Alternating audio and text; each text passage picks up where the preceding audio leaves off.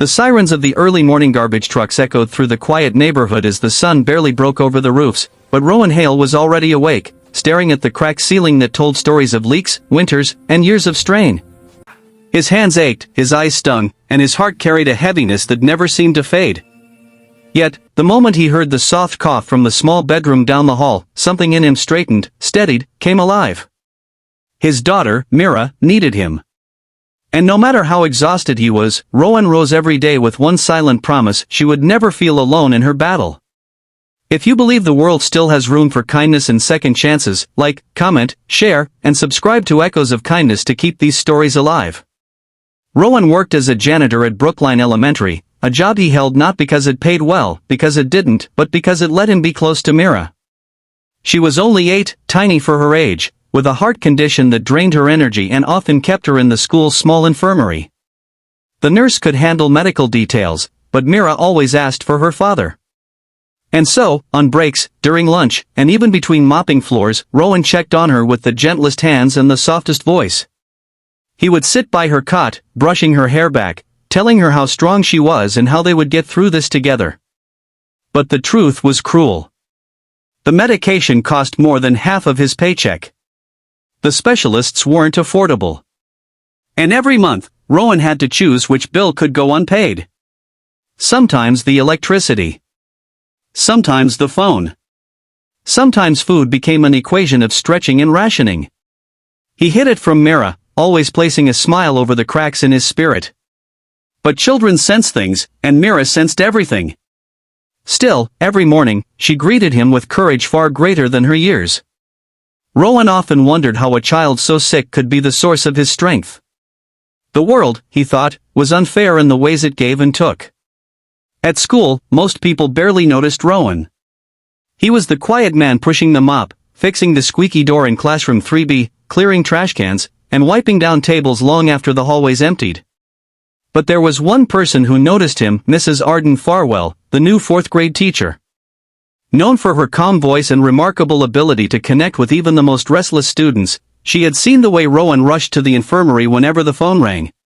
She noticed the worry lines across his forehead, the worn soles of his shoes, the way his hands trembled when he filled out the school's medical assistance forms that always got rejected.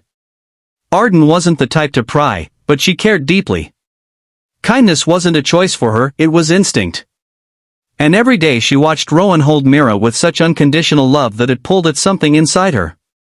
One afternoon, after Mira had fainted in class, Rowan carried her from the classroom to the infirmary. His steps shook, his breath unsteady.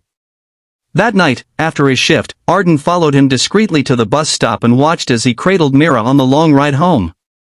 When they reached his stop, she stayed on the bus, staring out the window as he walked toward a tiny, dim-lit house squeezed between 2 abandoned properties. She didn't know what she could do yet, but she knew she had to do something. Days later, when Rowan received a letter saying his request for medical aid had been denied for the 3rd time, he broke for the first time in years. Not in front of Mira, never in front of her. But alone in the janitor's supply closet, he sank to the floor among mops and buckets and cried into his hands.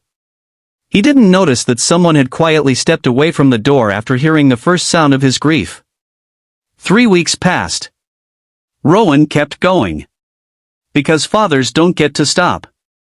Then, one bright Thursday afternoon, a rare day when Mira felt strong enough to walk without assistance, Rowan took her home early, planning to spend the rest of the day reading her favorite nature books in the yard. As he opened the front gate, a distant humming filled the air. Engines. Multiple. Rowan turned to see 6 black SUVs rolling down the street, moving slow, deliberate, unfamiliar. Neighbors peeked from behind curtains. Rowan felt Mira grip his sleeve. The SUVs stopped in front of his house. Doors opened. Men and women in professional attire stepped out, but they didn't look threatening, they looked purposeful. At the center of the group stood Arden Farwell, her hands clasped, her eyes filled with something Rowan didn't understand. Before he could speak, Arden approached with a soft, steady confidence. She had spent the last 3 weeks contacting organizations, charities, medical professionals, and friends. And somehow, miraculously, her kindness had gathered an entire network of help.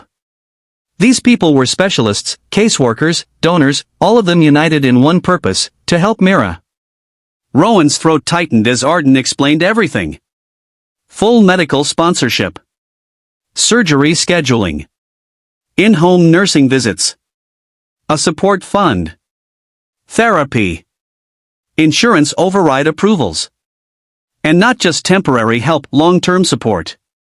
Rowan dropped to his knees, unable to process the magnitude of relief hitting him like a tidal wave. Mira knelt beside him, resting her tiny hand on his cheek as if comforting him this time. The sight broke several people standing around them. Arden knelt, placing a gentle hand on his shoulder. Rowan couldn't form words. He had spent years believing that invisible people like him didn't receive miracles. But kindness, real, unstoppable kindness, had found its way to his doorstep. If this story touched your heart, please like, comment, share, and subscribe to Echoes of Kindness. Your engagement helps these stories reach someone who may need a reminder that good still exists. Special request: comment one word that describes how this story made you feel. And as the sun warmed the small yard and Mira leaned into her father's arms, Rowan realized something he had forgotten long ago: even the quietest lives can be seen, even the tiredest hearts can be lifted, and sometimes, miracles arrive in 6 SUVs.